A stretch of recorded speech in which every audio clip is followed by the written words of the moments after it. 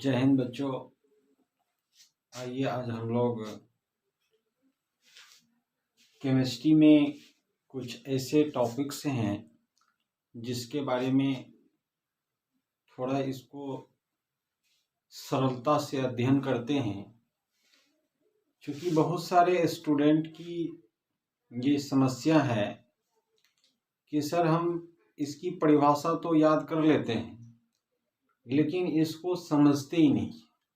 जैसे मान लीजिए हमारा आज का जो टॉपिक्स है वो है कक्षा, उत्कक्षा और कक्षक, यानी सेल, सब सेल और ऑर्बिटल।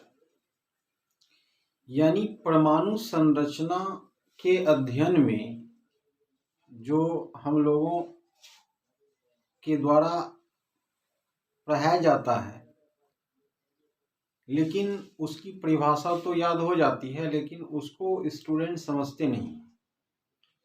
आखिर इन समस्याओं के निराकरण के लिए वो कौन सा उदाहरण लिया जाएगा जो बच्चे आसानी से इसके कॉन्सेप्ट को समझ सकते हैं। तो हम इसको समझाने के लिए एक अपने दैनिक जीवन से जुड़ा हुआ एक उदाहरण लेते हैं और हमारा जो वो छोटा सा कहानी होगा वह कहानी हमारे टॉपिक से रिलेट करेगा, यानी उससे वो एग्जाम्पल जुड़ा होगा, उसको ध्यान से आप सुनेंगे। सबसे पहले स्टूडेंट को हमने कहा कि कक्षा जो होती है परमाणु के अंदर जो है, जिसमें इलेक्ट्रॉन परिभ्रमण करता है या तो एक कक्षा से दूसरे कक्षा में जाता है, जो कि एटॉमिक स्ट्रक्चर में रदरफोर्ड का मॉडल, नील्स बोर का मॉडल, वो सारे मॉडल में आपको अलग अलग ढंग से बताया जाएगा। लेकिन फिलहाल यहाँ पर हमको कक्षा, उपकक्षा और ऑर्बिटल की समझ को विकसित करना है। पहले जब तक हम उसको समझेंगे नहीं तब तक आगे की बात समझना आसान नहीं है।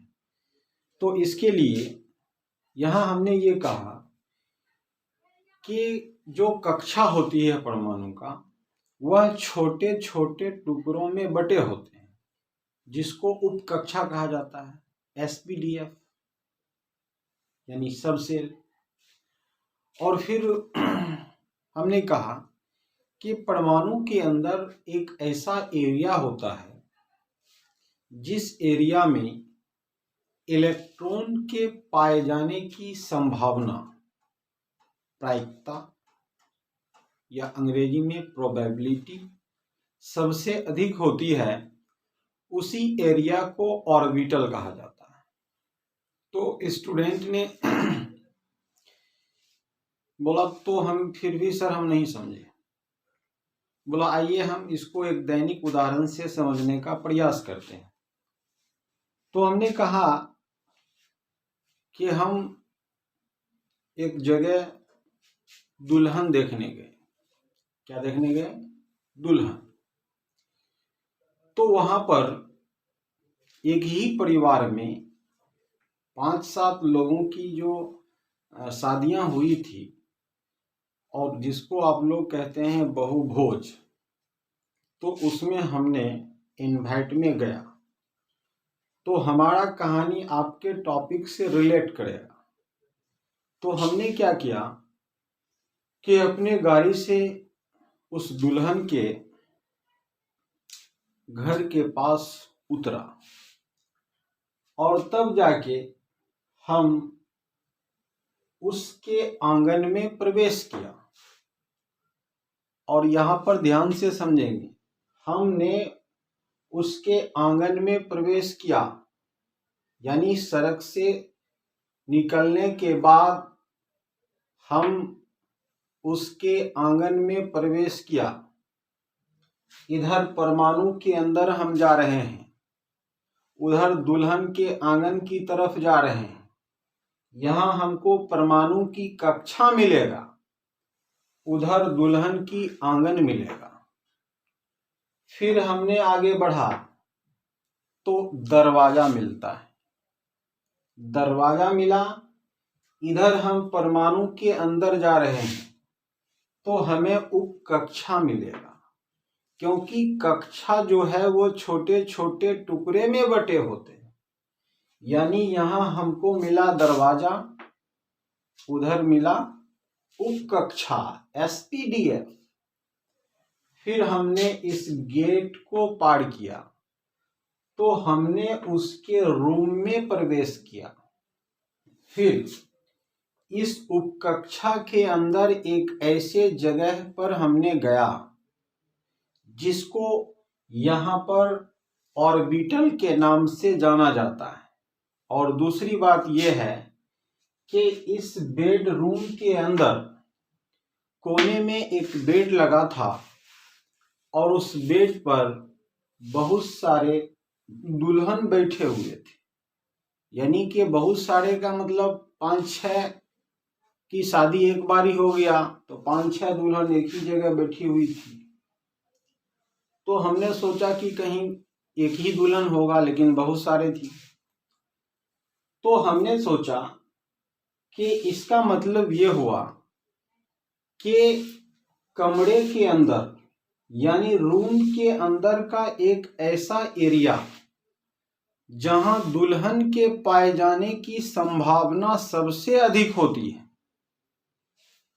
कमरे के अंदर, बेडरूम के अंदर का एक ऐसा एरिया जहां दुल्हन के पाए जाने की प्रोबेबिलिटी, दुल्हन के पाए जाने की संभावना सबसे अधिक होती है।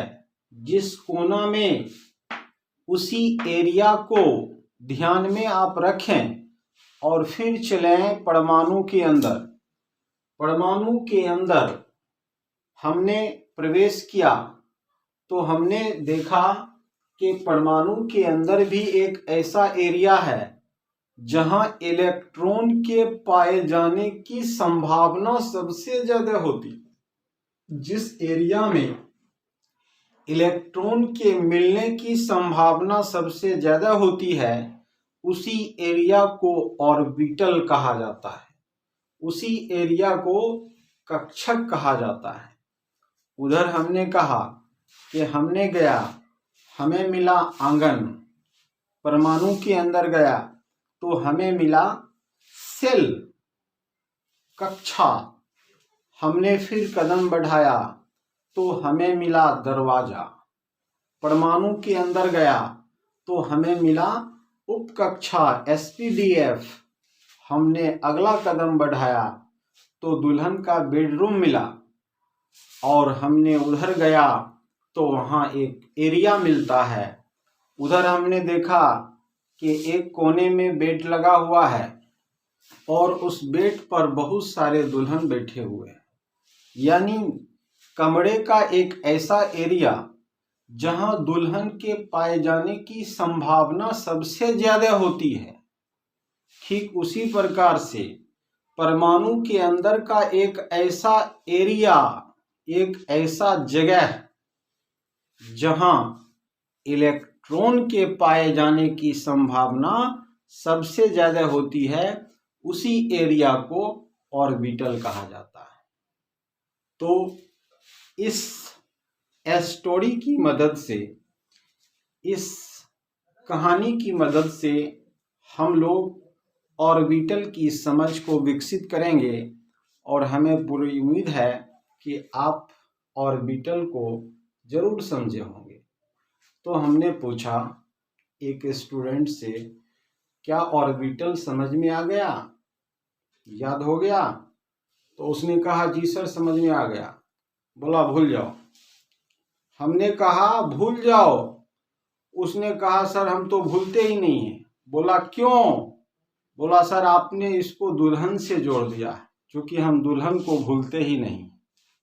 तो इस तरह से हम लोग ऑर्बिटल को समझने का एक सरल प्रयास किया है और फिर अगले वीडियो में हम दूसरे टॉपिक्स को, जो केमिस्ट्री की जो जटिलताएं हैं उसको दूर भगाने का एक सरलतम प्रयास हमने किया है।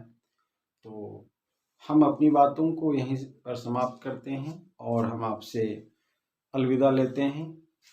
Thank you. जय हिंद, जय भारत, खुदा हाफिज।